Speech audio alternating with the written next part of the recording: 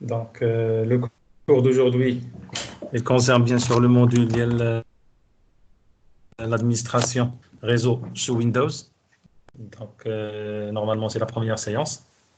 On va essayer de voir, donc, l'objectif du module, c'est être capable d'administrer un réseau sous Windows Server 2012. غنشوفوا بزاف ديال les fonctionnalités, d'accord. La première chose, on doit comprendre, donc c'est quoi Windows Server 2012, comment on peut déployer, installer Windows 2012. Mais avant de tout ça, il faut comprendre donc un petit vocabulaire au niveau le réseau.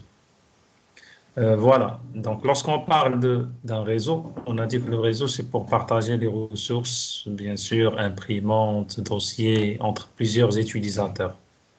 La première chose qui est les réseaux, un réseau, ça bien sûr un réseau, ce qu'on appelle un groupe de travail.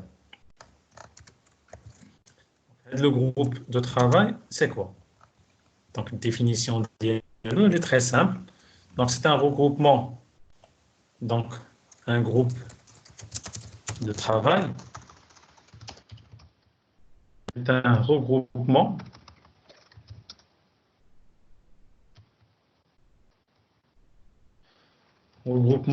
logique des ordinateurs, d'accord, mais sans limite de sécurité. Donc, lorsqu'on parle d'un groupe de travail, c'est un ensemble d'ordinateurs qui sont connectés entre eux dans un réseau local, mais sans limite de sécurité. Donc, pourquoi donc on va créer un groupe de travail? Tout simplement pour l'organisation. On a divisé comme bien sûr, un ordinateur, deuxième ordinateur, troisième, quatrième ordinateur, par exemple, cinquième, et on va mettre le sixième. Bien sûr, entre eux, on va mettre un petit switch, d'accord, et on va connecter les différentes machines. Donc, là, c'est un réseau local, en utilisant un petit switch, etc. Donc, le système d'exploitation qu'on va utiliser dans un groupe de travail, c'est bien sûr, on peut utiliser Windows 7, on peut utiliser Windows 8, on peut utiliser Windows 10, d'accord? Ce sont des systèmes d'exploitation postes de travail. Donc, l'idée, c'est quoi? C'est que ici, les ressources sont partagées entre les différents. On va créer le réseau pour partager les ressources entre les différents ordinateurs. Un utilisateur qui se trouve dans poste 1, il peut utiliser les ressources, bien sûr, il peut utiliser les ressources, il peut utiliser les ressources qui se trouvent dans ce PC-là, donc puisque c'est un dossier partagé, regardons directement. La même chose, ici, l'utilisateur qui se trouve dans ce PC-là, il peut utiliser les ressources qui se trouvent au niveau d'un autre ordinateur. Une ressource, c'est bien sûr des répertoires qui contiennent des fichiers, des imprimantes, etc. Maintenant, lorsqu'on parle d'un groupe de travail, un groupe de travail, on a dit que c'est un regroupement logique des ordinateurs, mais sans limite de sécurité. Donc, ça le même, dans le même réseau, d'accord, connecté quand même le même switch, mais je peux les séparer, d'accord, en utilisant quoi?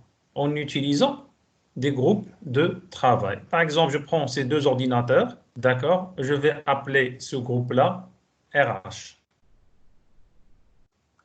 Je vais prendre ces deux ordinateurs ici, d'accord, on va se mettre, par exemple, finance. On va prendre les deux, on va appeler ça, par exemple, je sais pas, par exemple, production. Donc, les machines, ils se trouvent dans le même réseau. Ils ont la même adresse réseau. Donc, 192.168.1.0, donc 1.1, 1.2, 1.3, 1.4, 1.5, 1.6. Mais ils n'appartiennent pas au même groupe de travail. La question qui se pose maintenant, est-ce que un ordinateur qui se trouve dans RH, est-ce qu'il peut utiliser un répertoire partagé qui se trouve dans Finance? La réponse, oui, c'est possible. même si les machines se trouvent dans des groupes de travail différents, mais ils peuvent utiliser les ressources d'IELHOM entre eux. Il n'y a aucun problème. C'est pour ça qu'on dit sans limite de sécurité. Donc, PC1, il peut prendre les ressources qui se trouvent dans PC2. PC2, il peut utiliser les ressources qui se trouvent dans PC3, même s'ils sont dans des groupes de travail différents. Donc, la question qui se pose, à quoi servent des groupes de travail? Quelle est l'utilité? Donc, l'utilité des groupes de travail, c'est tout simplement l'organisation. Répertoire, les machines. Donc, c'est un sort de répertoire pour mettre à l'intérieur des fichiers, etc. Et c'est la même chose ici. Et maintenant, je cherche un ordinateur RH, donc je vais trouver le groupe de travail, donc il va m'afficher un ordinateur ici. Je veux utiliser une ressource qui se trouve dans RH. Donc au lieu de chercher par exemple dans 20 ordinateurs, donc ils seront classés par groupe de travail. Donc je cherche l'ordinateur le directeur RH, donc automatiquement j'entre dans ce qu'on appelle le groupe de travail RH, et je vois seulement les ordinateurs qui appartiennent à RH. Je cherche un ordinateur qui se trouve dans Finance. Donc, la liste, je cherche groupe de travail Finance pour introduire directement. Donc, concernant un groupe de travail. Pour résumer, un groupe de travail, je répète, est un regroupement logique des ordinateurs, mais sans limite de sécurité. Les utilisateurs des ordinateurs d'un groupe X, ils peuvent utiliser les ressources du groupe Y. Il n'y a pas de contrôle, mais il y a un contrôle sur les ressources. Donc, on va prendre un scénario, d'accord? Donc, c'est les machines. Donc, je vais effacer l'exemple rapidement. Pardon. On a le cas de la salle. Donc, on a un PC1, PC2, PC3, PC4, PC5, PC6 et bien sûr avec un switch à l'intérieur. On va faire le câblage. Premier, deuxième, troisième. Si vous avez des questions, vous pouvez les poser au chat. D'accord, c'est bon. On a dans la salle, par exemple, dans cette salle-là, on a 6 utilisateurs. Donc, le problème, c'est quoi? Je veux que les 6 utilisateurs, ils peuvent utiliser n'importe quelle machine. Nous avons utilisateurs, c'est-à-dire 6 utilisateurs avec leur mot de passe. Donc, c'est-à-dire les comptes utilisateurs, mais avec 6, donc bien sûr 6 comptes, le compte a un mot de passe. Donc, le problème, c'est quoi? C'est que si on n'a pas les comptes, c'est-à-dire chaque utilisateur, il va utiliser sa machine. User 1, on aura 2, 3. Donc, essayez de comprendre la problématique. Après, on va continuer. Donc, U4, pardon. Ici, U5. Et enfin, U6.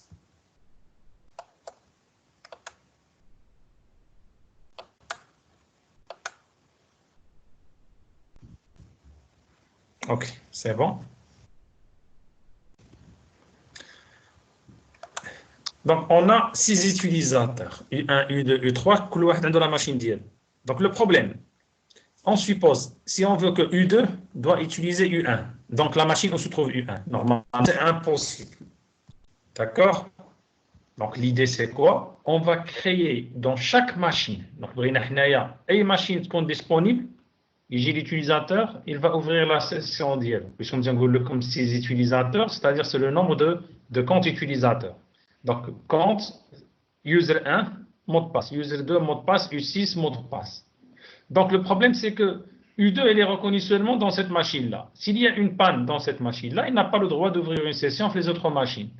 Donc, Brina, c'est que dans n'importe quelle machine, d'accord, U1, U2, U3, U4, U5 et U6.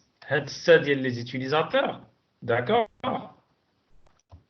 خاصهم يكونوا معروفين dans machine, c'est-à-dire هنا, d'accord, doivent être ici. وخاصهم يكونوا معروفين في هاد la machine.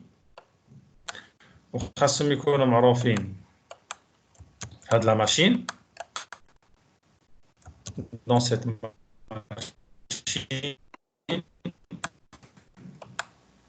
et dans cette machine.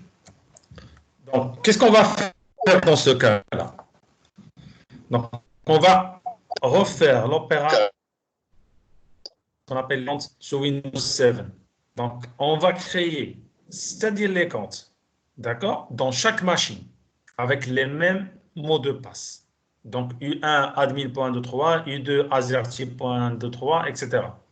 Avec les mêmes mots de passe. L'opération, on doit le refaire 6 fois. Donc, bien sûr, les utilisateurs avec leur mot de passe, on va créer des groupes locaux, donc les 6 machines répétitives. Dans ce cas, U1, il peut ouvrir la session dans n'importe quelle machine. Il n'y a aucun problème. Puisque U1, le mot de passe il est reconnu dans PC1, PC2, PC3 jusqu'à PC6. Demain, il n'a pas trouvé poste 1 disponible, il peut ouvrir une session dans poste 6. Il n'y a aucun problème. Donc, bien sûr, parce qu'il connaît quoi? Il a déjà U1. Il y a U1 ici, ici et ici. C'est-à-dire U1, c'est le même compte qui sera utilisé plusieurs fois. Donc, le problème, c'est quoi? Si on a bien sûr un grand nombre d'utilisateurs, on a 300, 300 c'est trop, on va mettre par exemple 30 utilisateurs avec 30 ordinateurs. C'est-à-dire on doit refaire l'opération, d'accord, créer 30 utilisateurs dans 30 ordinateurs. C'est-à-dire 3 fois 3, c'est 9, plus 2 zéros, c'est 900 comptes qu'on doit créer. Donc, la décentralisation. C'est ce qu'on appelle la décentralisation. Maintenant, on a l'exemple. Vous avez créé les 30 utilisateurs dans les 30 machines. On parle ici groupe de travail. On parle groupe de travail. D'accord? Il n'y a pas de serveur. On ne parle pas de serveur. Donc, lorsqu'on va faire de l'opération, si on va, supposons que U1 vous demande de lui changer le mot de passe. Dans ce cas, il faut changer le mot de passe donc 30 fois, dans 30 ordinateurs. C'est le problème d'un groupe de travail. L'opération est répétitive. C'est une opération répétitive. Donc, si vous avez des questions, essayez de les poser dans le chat. D'accord. Donc, pour continuer,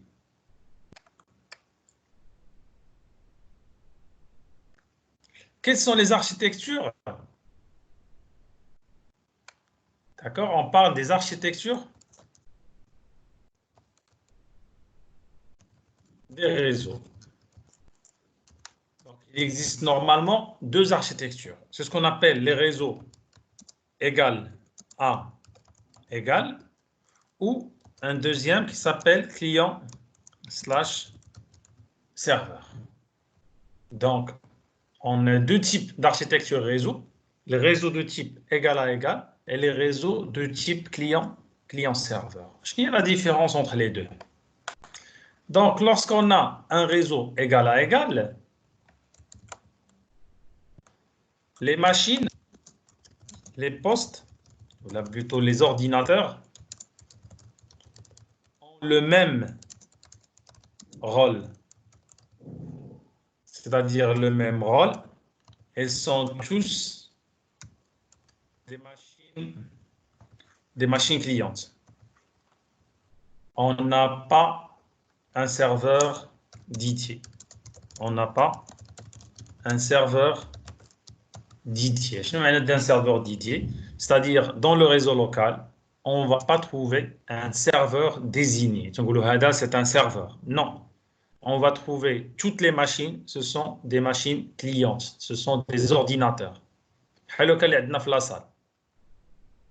On n'a pas un serveur. Lorsqu'on va créer un réseau, dans ce cas, on va travailler dans un réseau égal à égal. Autrement, un autre nom, c'est ce qu'on appelle peer-to-peer.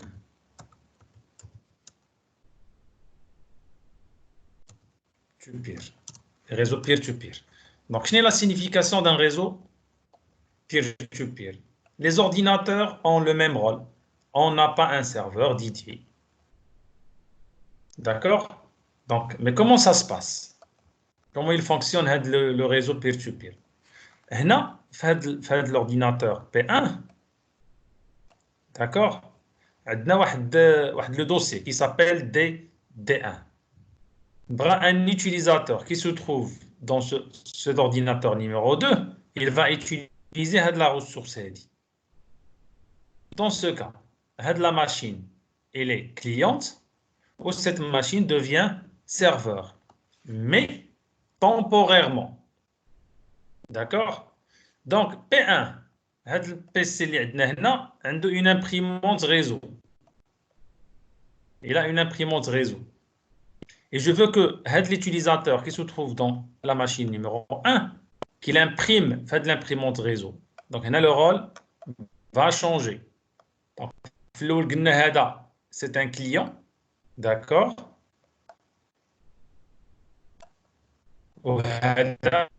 Qu'est-ce qu'il devient? Il devient un seulement. La machine 1, a tous les client, ou la machine, il devient serveur. Donc, peer-to-peer, c'est l'explication d'Yellow. On n'a pas un serveur dédié. Les machines, ils peuvent jouer les deux rôles. Si la machine qui a la ressource, tous les serveurs, puisque titre les autres machines, mais il y a la même machine, s'il a envoyé une requête pour utiliser une ressource qui se trouve dans un autre ordinateur, dans ce cas, il devient cliente et l'autre, il devient serveur. À la fin de l'échange, tout le monde devient des ordinateurs clients. Donc, le meilleur exemple pour les réseaux peer-to-peer ou les réseaux égal à égal, c'est ce qu'on appelle le groupe de travail. Un groupe de travail, c'est un réseau de type égal à égal. Maintenant, le deuxième type. Le deuxième type, c'est le réseau, c'est ce qu'on appelle le réseau client-serveur. Client-serveur. Dans ce cas, donc, comment on va faire la différence entre un client et un serveur? C'est très simple. Un client, c'est l'ordinateur qui envoie la requête. Client, c'est un PC qui envoie une requête. Donc, la requête, c'est bien sûr, c'est une demande. Le serveur, non. Le serveur, qu'est-ce qu'il va faire, le serveur? Le serveur, il doit répondre à la requête. Il doit répondre à la requête. Donc, comment ça se passe? Internet. Lorsque vous êtes connecté à Internet, votre machine, il joue le rôle d'un client, d'accord? Même si vous êtes le www.google.com, donc vous contactez un serveur, bien sûr, un serveur. Vous envoyez quoi? Vous envoyez, d'accord, une requête. Donc le serveur d'Yel Google, lorsqu'il reçoit la requête, qu'est-ce qu'il doit faire? S'il a la réponse, il doit répondre à cette requête. Il y a comme la page l'écran d'Yel. C'est très simple. Le réseau égal à égal, on n'a pas un serveur. Les machines jouent le même rôle. Il n'y a pas de serveur dédié. Le meilleur exemple, c'est le groupe de travail. Les réseaux client-serveur, les machines sont toujours, d'accord, sont toujours des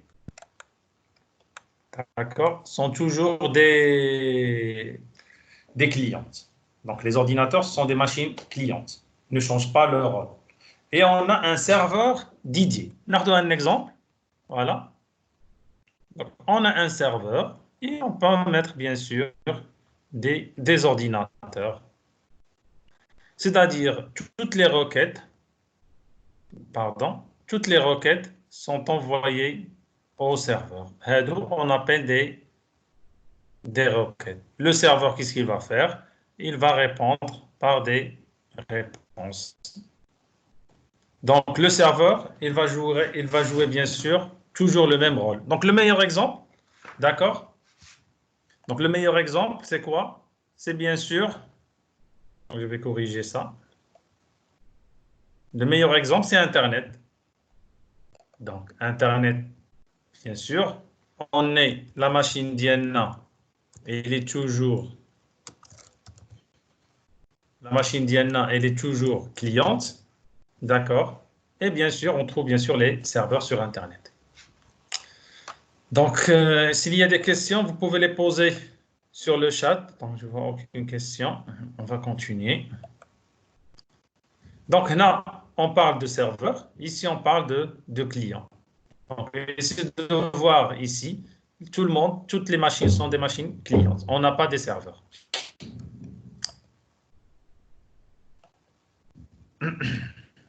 Un autre exemple pour un groupe de travail, le groupe de travail, d'accord,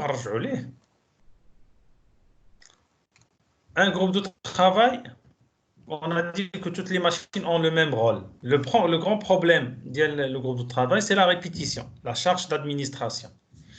Dans ce cas, Microsoft, qu'est-ce qu'il a dit? Microsoft, il a proposé une règle, c'est-à-dire qu'il ne faut pas dépasser 20 utilisateurs dans un groupe de travail. C'est le problème d'un groupe de travail. Pourquoi? Une question de sécurité. Lorsqu'on est plus que 20, d'accord, il y aura un problème de sécurité. Impossible de gérer les autorisations. Je pense que vous avez déjà vu la première année, les autorisations de partage, les autorisations NTFS, etc. Ça sera un peu difficile, d'accord. Bien sûr, une charge administrative, d'accord. On va trouver une charge administrative pour l'administrateur. C'est quoi? C'est la répétition des tâches. Les inconvénients, pardon, les avantages d'un groupe de travail, c'est que c'est très simple.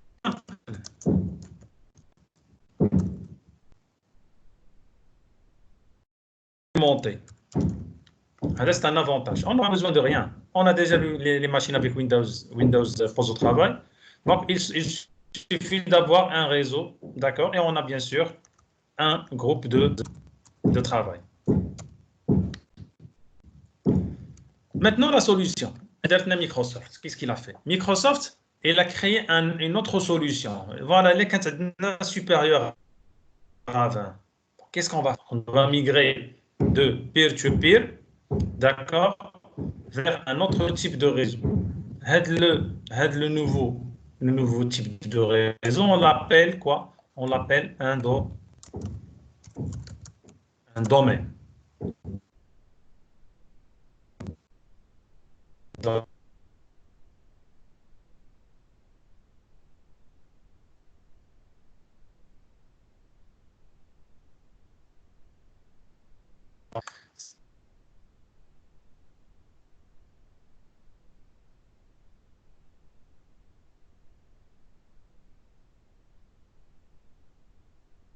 c'est la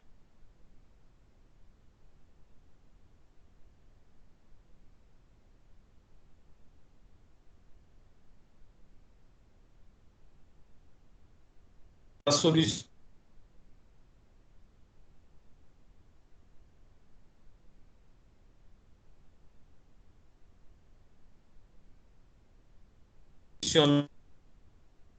Microsoft pour clients. Donc c'est bon, j'arrête. Comment créer un groupe de travail? On va prendre bien sûr une machine PC1 par exemple. Je vais démarrer la machine. D'accord? Donc, dans les paramètres, donc normalement, un groupe de travail ne doit pas dépasser, bien sûr, un groupe de travail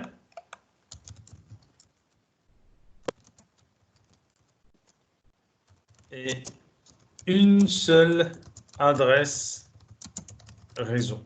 Point. Vous n'avez pas le droit de créer un groupe de travail qui couvre plusieurs adresses. Par exemple, dans notre salle de cours, on peut mettre bien sûr un seul groupe de travail, d'accord, mais à condition d'utiliser la même adresse réseau dans toutes les machines. D'accord? Donc, comment on va modifier? Bien sûr, pardon, démarrer la deuxième machine, c'est là.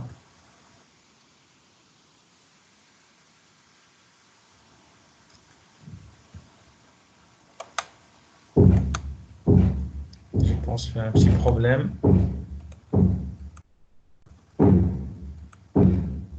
D'accord. Donc, est-ce que je peux créer plusieurs groupes de travail dans le même réseau local? Oui, minimum. Là, minimum, vous pouvez créer un groupe de travail par machine. Il ne sert à rien. En minimum, je peux mettre affecter chaque machine à un groupe de travail. Mais je répète, il ne sert à rien. Donc, je vous donne un scénario pour comprendre le groupe de travail. Vous travaillez dans une entreprise, d'accord, qui est bien sûr, c'est pas par exemple 15 personnes. Les 15 personnes sont divisées sur des services. Par exemple, service ressources humaines, service achat, etc. Donc, vous n'avez pas un client-serveur, vous n'avez pas un serveur, mais le besoin, c'est qu'on veut partager les ressources entre ces utilisateurs. Pour faciliter, pour organiser votre réseau logiquement, donc on va regrouper bien sûr, un groupe d'ordinateurs bien sûr, un groupe de travail. Ressources humaines pour d'homme, achat pour d'homme, etc. Production pour d'homme. De telle façon, un utilisateur, lorsqu'il veut chercher un ordinateur de la secrétaire ressources humaines, ça sera très simple. Donc, il va entrer dans le groupe de travail ressources humaines, il va trouver bien sûr l'ordinateur. Au lieu de chercher dans 15 ordinateurs, il va chercher seulement dans 5 ordinateurs. Le même principe que le répertoire. Donc, quel est le paramètre à changer? Bien sûr, donc je vais PC 21, on va voir est-ce que ça marche. D'accord, c'est bon. Donc, comment on va changer le paramètre? Bien sûr, c'est très simple. Groupe de travail, donc ordinateur, propriété de l'ordinateur. Donc, modifier le nom ici. Et dans cette partie-là, d'accord, modifier, vous allez le nom du groupe de travail. Non, pas de la partie. Par exemple, c'est RH. On va dire OK, d'accord. Bien sûr, il y a un petit problème au niveau des autorisations ici dans cette machine-là. Mais normalement, vous devez avoir accès en tant qu'administrateur. Administrateur, admin.123. Donc, la même chose, vous allez faire dans toutes les machines. N'oubliez pas l'adressage IP, d'accord? Chaque machine doit avoir la même adresse IP, la même adresse réseau, d'accord? Oui. Maintenant, question de client-serveur.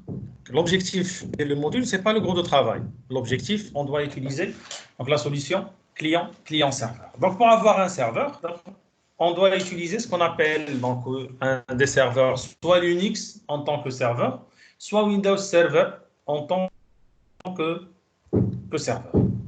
Donc, les serveurs locaux, c'est quoi? Alors, pour les serveurs, on peut trouver bien sûr plusieurs types de serveurs. Il y a ce qu'on appelle les serveurs locaux et les serveurs cloud. Donc, on va voir c'est quoi le cloud, d'accord, ce que vous connaissez normalement. Donc, les serveurs, ils fournissent des ressources à des clients. Donc, vous voyez, même au niveau du schéma, c'est tout à fait différent. Schéma, on voit des serveurs, d'accord, on trouve des clients. Quelle est la différence entre un serveur et un client? Un serveur, il contient des ressources. Ce sont des répertoires partagés, des applications, d'accord, des imprimantes, etc. Les clients, ils peuvent être des ordinateurs, des tablettes, des portables, des téléphones portables, etc. Donc, ils vont demander les ressources. Donc, actuellement, pour les données, le cas par exemple, les utilisateurs actuels, les stockages des données ne sont pas stockés localement. Le cas du téléphone, lorsque vous achetez un ordinateur, bien sûr un téléphone Samsung ou un téléphone iPhone, donc vous avez bien sûr ce qu'on appelle cloud. Donc les données ne sont pas stockées localement au niveau du téléphone, mais vous pouvez les paramétrer d'être stockées dans un drive. Donc pour Samsung, il utilise Google Drive, d'accord. Pour bien sûr pour iPhone, bien sûr iPhone, il utilise bien sûr iCloud pour stocker bien sûr les données. Donc actuellement, les entreprises, ils ont dans ma prénation les serveurs localement. Donc l'idée c'est quoi? Ils ont commencé à acheter bien sûr des serveurs distants qui sont stockés ailleurs. Je peux acheter un serveur qui se trouve bien sûr aux États-Unis.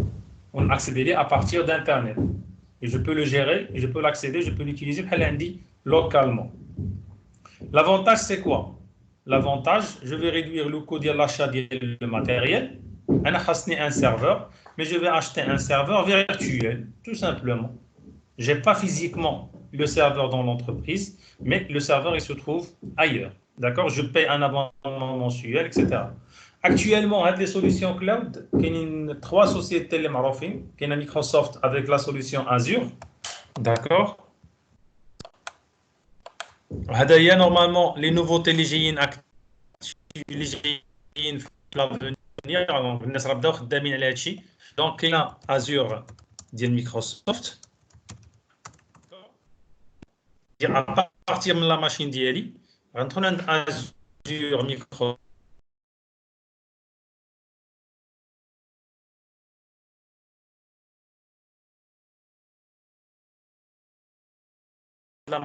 كاين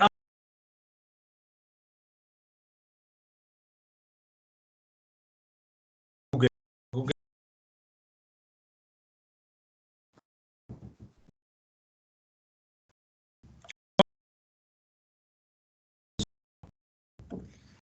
vous pouvez ديال ازور مايكروسوفت امازون دونك اي واحد يقدر يشري من عندهم اون ماشين فيرتويال ان اكسي دون ماشين فيرتويال داكور انا محتاج هنا باغ اكزومبل ويندوز سيرفر داكور في لونتربريز ديالي دونك او ليو باش نشري ان سيرفر ماتيريال ونشري لا ليسونس ديال ويندوز ونانستالي ونقابل مانتونونس اكسيتيرا جو بو اشتي فيرتويلمون هذيك لا ماشين وتاكسيدي ليها à distance d'accord pour moi pour les utilisateurs.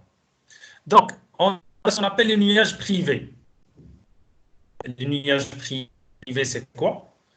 Le cas de stage la Radej, ils ont un stage privé, sur ses propres serveurs. Quelles sont les éditions de Windows Server 2012? Il y en a plusieurs. On a Standard, d'accord, Data Center, Foundation, Essentiel, donc Hyper-V, Workgroup, Standard, etc., etc.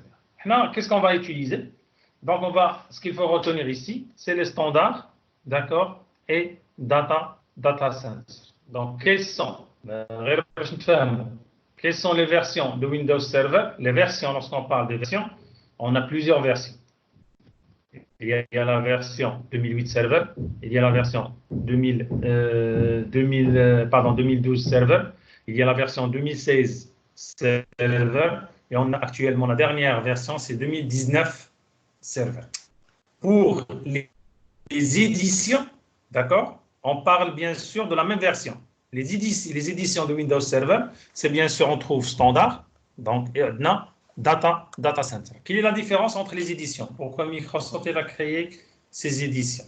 C'est très simple. Parce que moi, je suis une petite entreprise. J'ai besoin d'un serveur 2012. Je ne suis pas obligé d'acheter une licence Data Center qui est très chère. Je vais acheter une licence, d'accord, qui va répondre à mes propres besoins, des petits besoins. Dans ce cas, je standard, d'accord, et il est limité, bien sûr, au niveau des fonctionnalités, mais quand même, c'est le prix de la licence, elle est moins réduite. Il y a d'autres éditions. Donc, Hyper-V, Microsoft Hyper-V, l'EHA, c'est l'équivalent de VMware VirtualBox. C'est-à-dire VMware, tu as installé ou tu as créé des machines virtuelles, des serveurs virtuels. La même chose pour Hyper-V. Donc, c'est une solution Microsoft qui permet de créer des machines. Qu'est-ce qu'une installation minimale? Donc, il y avait un petit problème. Microsoft avait bien sûr Windows Server avec le mode graphique. Comme vous voyez vous-même avec Windows 10, Windows 7, vous utilisez seulement le mode graphique. Donc, vous ne pouvez pas, donc c'est pas par exemple, vous n'avez pas le droit, bien sûr, c'est pas le droit, mais plutôt, l'Unix. Lorsqu'on parle de l'Unix, c'est automatiquement, je peux utiliser l'Unix en tant que mode texte, les lignes de commande seulement. Mais avec Windows, il n'y avait pas l'installation minimale, d'accord? Il y avait seulement le mode graphique. Avec Windows Server 2012, ils ont créé une version qui s'appelle Server Core. Windows Server Core. Qu'est-ce qu'ils ont fait? Ils ont retiré, d'accord, le mode graphique. Pourquoi? Donc, quel est l'avantage? Donc, c'est une option d'installation plus sûre qui consomme moins de ressources, les ressources processeurs, la RAM, etc. Donc, qui n'a pas bien sûr le mode graphique, mais on peut installer le mode graphique après. C'est-à-dire l'installation, je peux installer la version minimale, la version core, mais j'ai le droit de réinstaller bien sûr le mode graphique. Donc, c'est une option de l'installation par défaut. Vous faites très attention lorsque vous voulez installer Windows Server. D'accord? C'est par défaut, tu as le core. Tu as le choix. Soit est-ce que vous voulez bien sûr, d'accord, core ou graphique. Donc, comment on va configurer dans ce cas le serveur core, puisqu'il n'y a pas le mode graphique. L'Unix, s'il n'y a pas le mode graphique, donc on utilise ligne de commande, le shell. Donc, avec Windows Server, on utilise bien sûr sconfig.cmd pour la configuration, d'accord, de base. Une adresse, je change le nom, paramétrage, etc. Mais pour la configuration, l'administration le serveur, on va utiliser un langage de commande qui s'appelle PowerShell. Autre chose, on peut activer bien sûr la gestion à distance.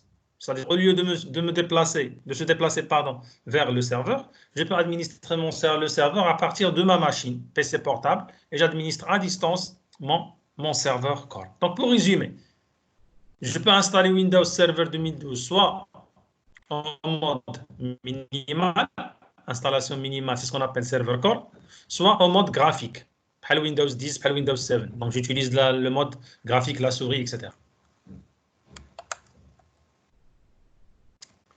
Maintenant, on doit faire lorsqu'on va installer un serveur, il doit avoir une fonctionnalité, une fonction. Un serveur. Donc, un serveur, il a un rôle. Il peut être un serveur web, d'accord? Il peut être un contrôleur de domaine pour authentifier les utilisateurs. L'utilisateur texte le nom et le mot de passe. Un serveur qui va valider des informations. C'est ce qu'on appelle un contrôleur de domaine. Un serveur de messagerie, un serveur de fichiers, un serveur de base de données. Donc, le serveur, il doit avoir une fonction. On va dire que la fonction, c'est bien sûr, c'est le rôle. C'est le rôle du serveur. Qu'est-ce qu'il va faire, ce serveur, dans notre réseau? Donc, maintenant, comment on va administrer avec le serveur? Comment on va administrer un serveur 2012? C'est très simple. Donc, on peut gérer, bien sûr, l'avantage, c'est qu'on peut gérer plusieurs serveurs sur un réseau à partir d'une console unique. C'est une fonctionnalité, d'accord, très simple. Le gestionnaire de serveurs, d'accord, il vous montre tous vos serveurs qui se trouvent au niveau du réseau local, au niveau du réseau de l'entreprise. C'est-à-dire un seul emplacement pour gérer un grand ensemble de serveurs.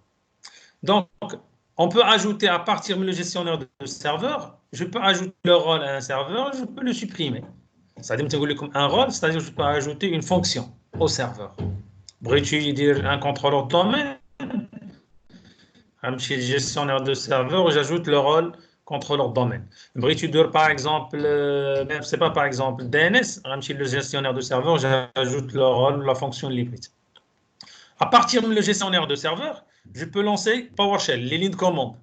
Je peux voir les événements, qu'est-ce qui se passe au niveau du serveur d'IELI. Je peux configurer, bien sûr, des tâches de configuration du serveur, changer l'adresse IP du serveur, changer le nom, etc.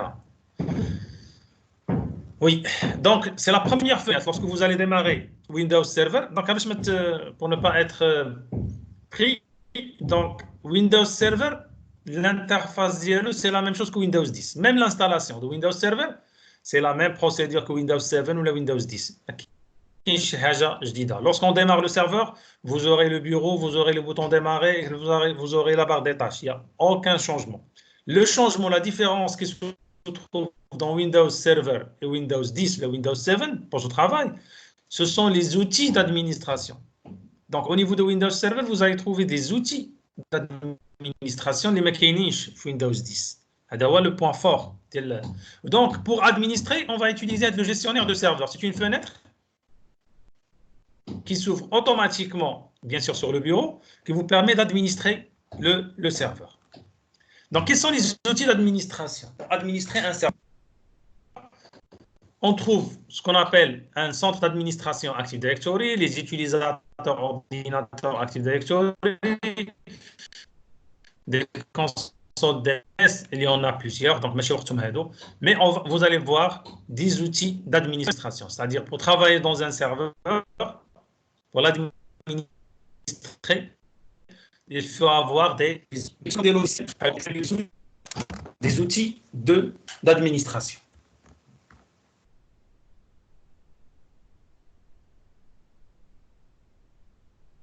Donc, comment on va installer Windows Server 2012? Windows Server.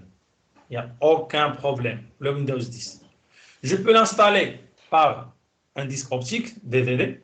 Je peux l'installer par USB, d'accord, inclus USB bouton. Et je peux l'installer par réseau. D'accord? Je n'ai l'installation par réseau. C'est que l'image, les fichiers d'installation de Windows, ils sont stockés dans un serveur. La machine, elle démarre. Elle va contacter ce serveur-là. Elle va prendre, bien sûr, le fichier d'installation. Donc, quelles sont les méthodes de déploiement de Windows Server 2012? On a soit des DVD, des disques optiques, soit clé USB, soit par réseau. D'accord? Ce qu'on appelle les services de déploiement Windows, WDS. Donc, il permet de déployer, d'installer Windows 2012, un serveur, plutôt à partir d'un réseau. La même chose pour Windows 7. Ça va les trois options. Je peux installer soit par réseau, soit par clé USB, DVD. Donc, l'installation, ce sont les mêmes étapes, comme vous voyez. Donc, de la partie ADI. Donc, quelle est l'architecture? Donc, quelle est la configuration matérielle requise minimale pour installer Windows Server? Première chose, Windows 2012 Server, c'est un serveur qui fonctionne avec un processeur 64 bits.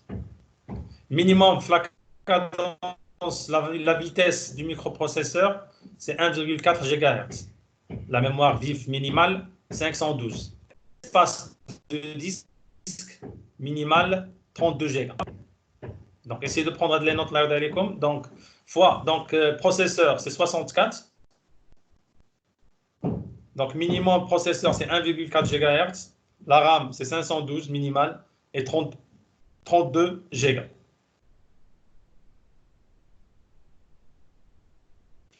Et si vous avez, bien sûr, plus que 16 Go d'accord, plus d'espace libre sur le disque dur. D'accord, à cause, bien sûr, non, c'est pas à cause, mais plutôt pour la mémoire virtuelle, pour faire fonctionner la mémoire virtuelle. Unix, on l'appelle SWA.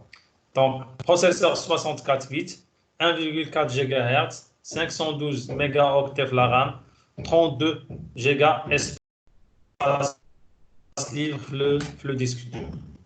Donc, l'installation, comme vous voyez, c'est la même chose que Windows. On démarre, d'accord. Donc, on va voir comment installer Windows 2012.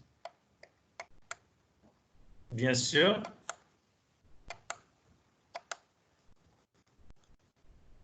Donc, je vais fermer ça.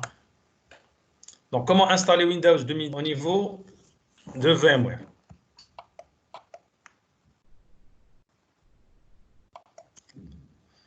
Donc, on va créer une nouvelle. Donc, installer VMware, bien sûr. Donc, suivant. Donc, vous allez chercher ISO, bien sûr, de Windows 2012.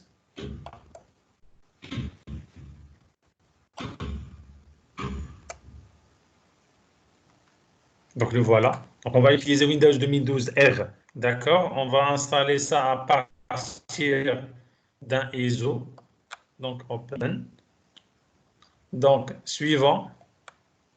Donc, je vais l'appeler DC MCIR 201. Je vais la liste. Suivant. Donc, un espace de disque dur, il vous donne 60 Go. Donc, pour moi, je vais laisser 40 Go pour gérer l'espace disque. D'accord. Et vous aurez bien sûr ici les options. Donc, vous pouvez choisir personnaliser le matériel. Donc, à la mémoire, puisque dans la mémoire, j'ai utilisé 2 Go. Je peux réduire, je peux augmenter. Voilà. D'accord. La mémoire que vous avez. Donc, vous n'utilisez pas, donc ne dépasse donc bien sûr 1 Go.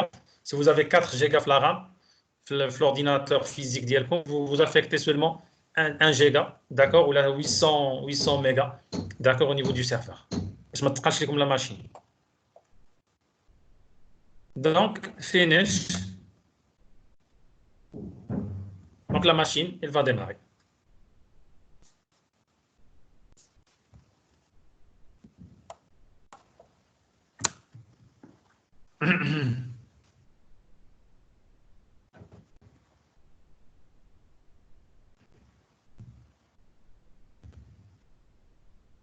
Donc, c'est la même procédure pour installer Windows 10, d'accord, le Windows 7. Donc, suivant. Donc, installer maintenant.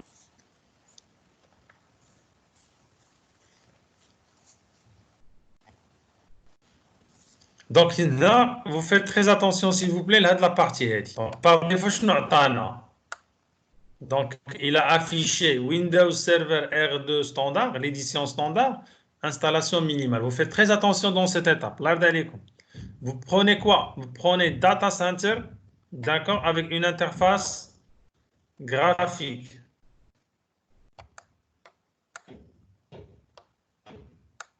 D'accord? Avec une interface graphique. C'est bon, la quatrième option. Si vous utilisez minimal, vous n'aurez pas bien sûr le mode graphique. Donc, suivant. Donc, accepter la licence. Donc, personnaliser ici. Donc, on va créer une seule partition. Donc, appliquer. OK. Et j'installe. Suivant. L'installation. Donc, vous faites très attention dans l'étape, le choix de l'édition. Vous choisissez l'édition Data Center. On va utiliser l'édition Data Center. D'accord? Et bien sûr, avec le mode graphique. Donc, bien sûr l'installation. Je vais le cours d'INA.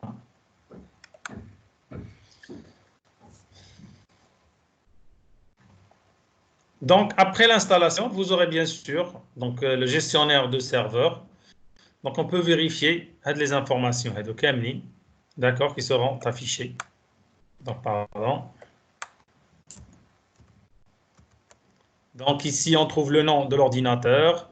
Donc, le pare-feu, est-ce qu'il est activé? Donc, un résumé, d'accord, à la fin de l'installation, bien sûr, et la configuration.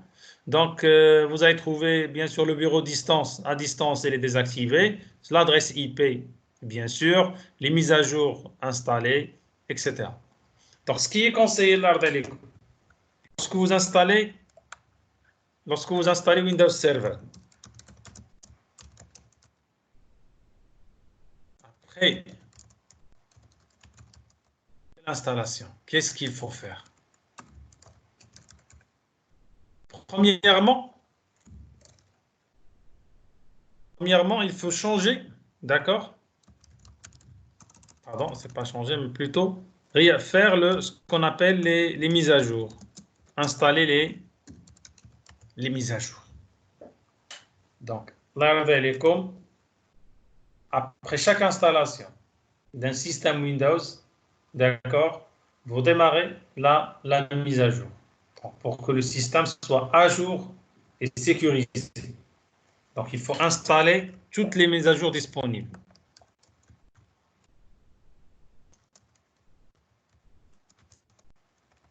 Toutes les mises à jour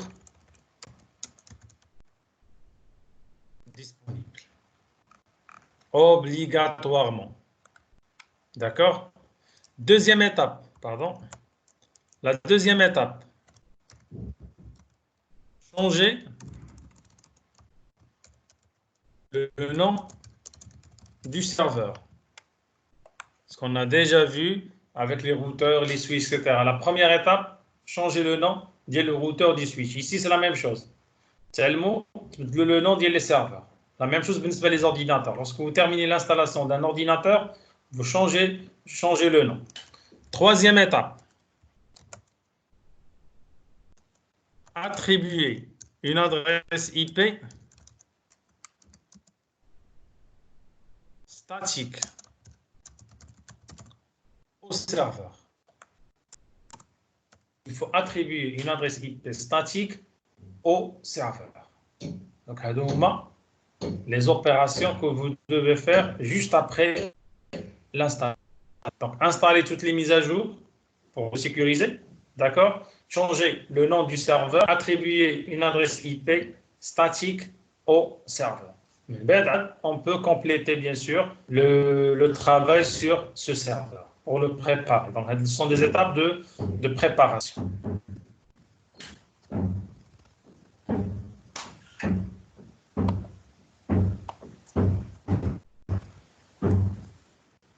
Donc, ici, vous voyez les propriétés du serveur. Donc, les informations sont affichées dans le gestionnaire de serveur, d'accord, sans les chercher ailleurs. Donc, dans le gestionnaire de serveur, vous pouvez avoir ces informations et vous pouvez les modifier directement.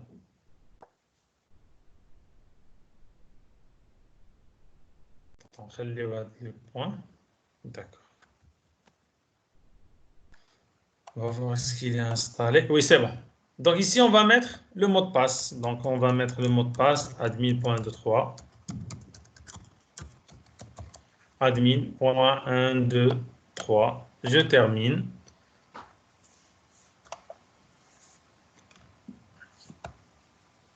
Voilà. Donc, CTRL-ALT-SUB. Donc, lorsque vous voyez CTRL-ALT-SUB, vous appuyez sur cet icône-là de VMware. La touche.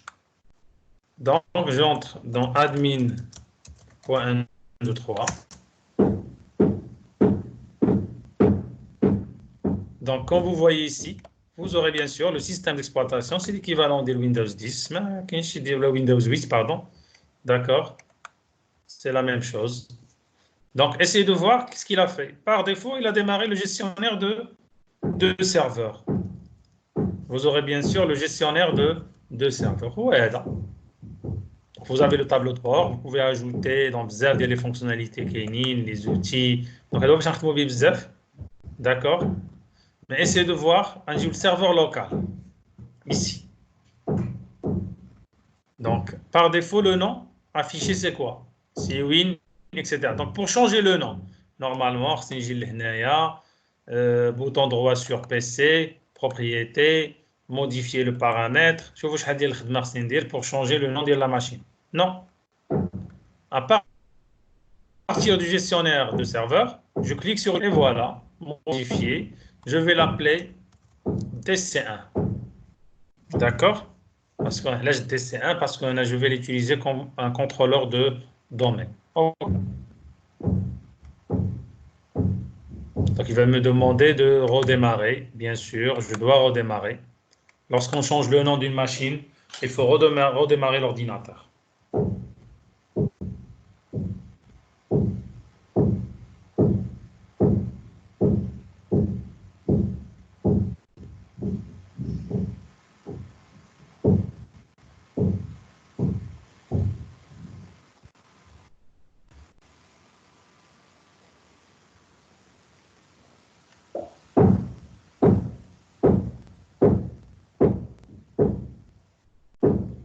Donc, la même chose, on va ouvrir la session. Donc, admin.123, pardon. .123. Et voilà. Je suis dans toujours le gestionnaire de serveur. Donc, il me reste l'adressage IP, les mises à jour. D'accord? Donc, là, on utilise la licence d'évaluation. D'accord? Donc, on va prendre le clic sur le serveur local. L'actualisation, la synchronisation. Donc, maintenant, vous voyez, le nom, c'est DC1. Donc, les mises à jour, vous pouvez les configurer ici. D'accord? Vous pouvez les configurer. Donc, activer les mises à jour automatiques. D'accord? Mais on aura des problèmes, surtout pour le retard. Donc, au niveau de l'adresse IP, essayez de voir ici, Ethernet, et vous pouvez changer l'adresse IP. Bouton droit propriété. Donc, je répète l'opération. Je clique ici. Au lieu de bouton droit, option Ethernet, propriété. D'accord? Je vais faire ça rapidement. Je clique sur adresse IP ici. Bouton droit sur la carte réseau. IPv4. Et j'adresse mon serveur. Le serveur doit avoir une adresse IP statique. On a par exemple 10.2 avec le masque 255, 255, 255, 0. OK, OK, et voilà. Donc, c'est l'actualisation. D'accord? Pour actualiser, vous appuyez sur la touche Heading. D'accord? Et voilà. Mon ordinateur s'appelle DC1. Son adresse IP, c'est Ethernet 10.2. Donc, il y a l'opération de l'installation. Donc, on a les outils. Voilà les outils Likini. Bon, qui n'existent pas, par exemple, des outils qui n'existent pas dans Windows Server, dans Windows 7, le Windows 10. D'accord. Là, on ajoute les fonctionnements librés. Donc, à les bases, le début. Donc, je change le nom. Je fais la mise à jour de message statique au serveur. Donc, je vais vous autoriser, si vous avez des questions, vous pouvez poser des questions sur le chat. D'accord?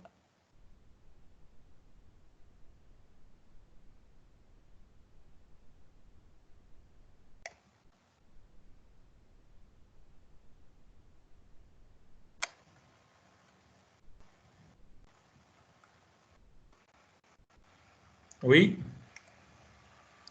Vous pouvez poser vos questions par le chat, s'il vous plaît. Donc, la leçon, le document.